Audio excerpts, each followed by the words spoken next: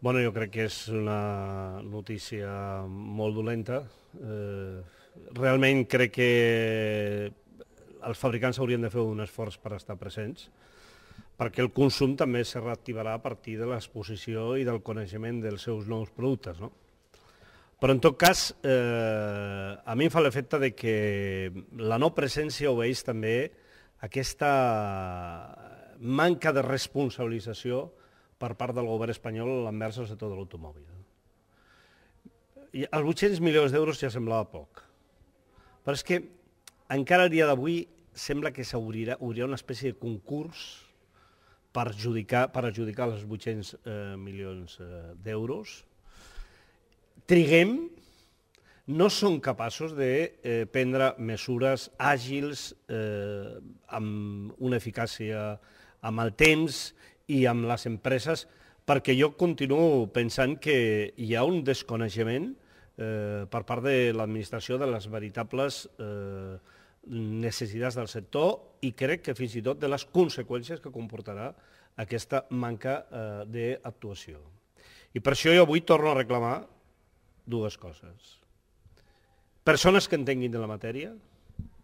Crec que és necessari que tinguem el Ministeri i el govern de Catalunya, però sobretot el Ministeri d'Indústria, persones que s'adelantin i que fins i tot puguin influir en algunes decisions de les multinacionals.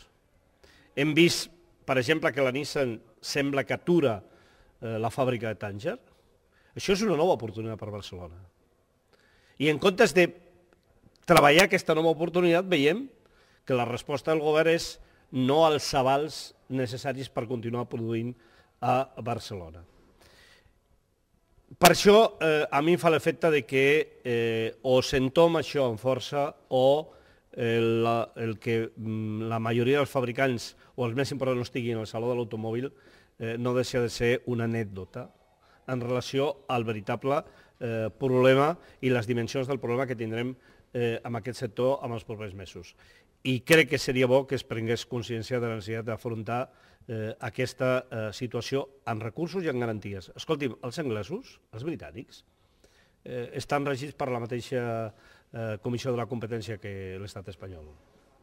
I hem vist l'altre dia que el ministre d'Economia situava 2.000 milions d'euros per justament avalar a les empreses constructores, amb plans de millora tecnològica, sobretot dirigint-lo cap a les energies renovables, cap a la producció de cotxes que no contaminin, però també per mantenir-se dins del rànquing com un país important en la producció de cotxes. A mi em fa l'efecte que a casa nostra això no està dins de la ment i del treball dels governants, i l'ho he de dir.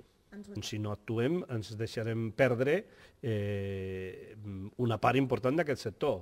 I jo crec que podem tenir conseqüències lamentables. Estem a temps. I jo avui torno a fer una crida perquè es prengui això amb responsabilitat. He estat molt crític amb el Ministeri d'Indústria amb el tema dels avals i de les polítiques en aquesta matèria, perquè jo crec que això no es pot despatxar amb un no. Escolti'm, què vol dir que no? Això a mi em sembla que no és de rebut. Ja no és de rebut que el Ministeri no tingui coneixement i estigui treballant en la perspectiva de que la fàbrica de Tànger no tira endavant. Però encara menys que a la primera de canvi la resposta, que sembla que serà, perquè encara oficialment no la tenim, és que no. Doncs jo crec que això no és el que espera la gent a aquest país. I nosaltres que hem estat tan crítics amb l'empresa Nissan, perquè no es pot dir que estiguin en connivència amb l'empresa. Escolti'm, jo he dit les coses més gruixudes que s'han dit d'aquesta empresa.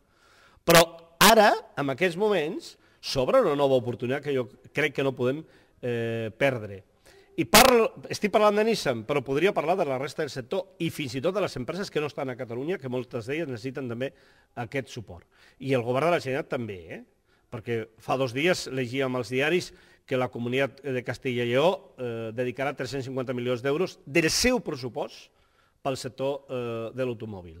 A Catalunya, de moment, el pressupost de la Generalitat, 0 per a les empreses del sector de l'automòbil.